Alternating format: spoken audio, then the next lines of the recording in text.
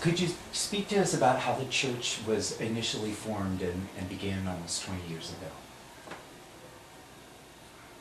I had, about 6 months prior to that, left the Baptist church in Mesquite, my last church after about 20 years in the Baptist denomination. I was 35, and I went and talked to some area pastors in the gay community, and they had discouraged me from starting a church and said that people wouldn't listen to someone who believed in the Bible and believed so strongly in the blood of Jesus Christ. And so I happened to come across a church in Seattle through a friend, and they became an encourager to me, and they initially bought your hymnals and helped you purchase other things and sit people down to help us, Grace Gospel Chapel there in Seattle.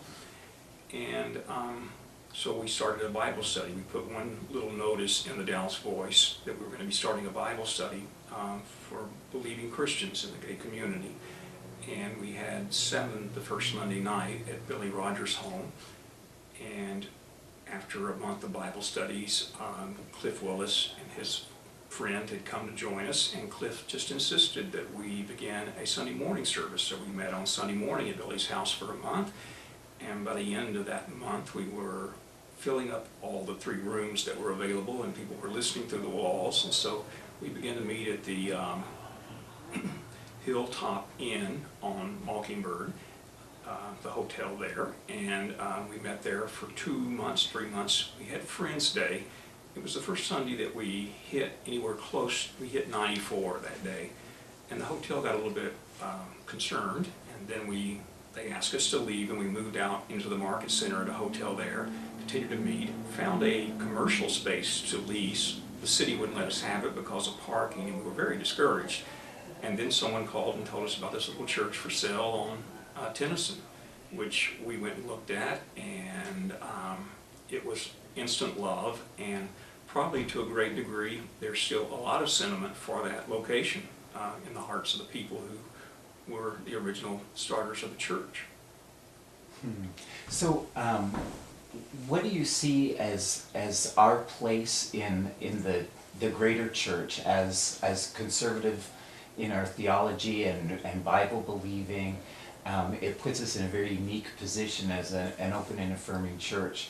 So what do you see as our place in that spectrum of churches and our call from God to care for people in the future?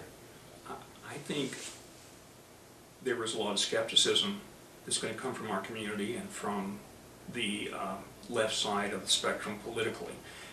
And I think, given the fact that we are drawn more to the left because of our circumstances, they're viewing us with skepticism. So it's very, very important that we remain true to the calling that God has given us. And so, example to our community is the foremost opportunity we have to say we are legitimate. We actually do believe that Jesus Christ is the Son of God, that He died for us on the cross, that He brought Himself to life from the grave, which makes us distinctive from every other group pretty much in America to these days, especially anywhere to the right of center, theologically even. And so we have to be intelligent.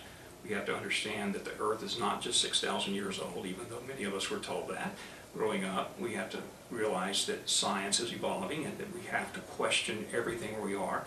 But as long as the Bible is taken in context, we understand who it was written to, we understand why it was written to them, then nothing in the Bible can be used against any person who sincerely believes that God is God.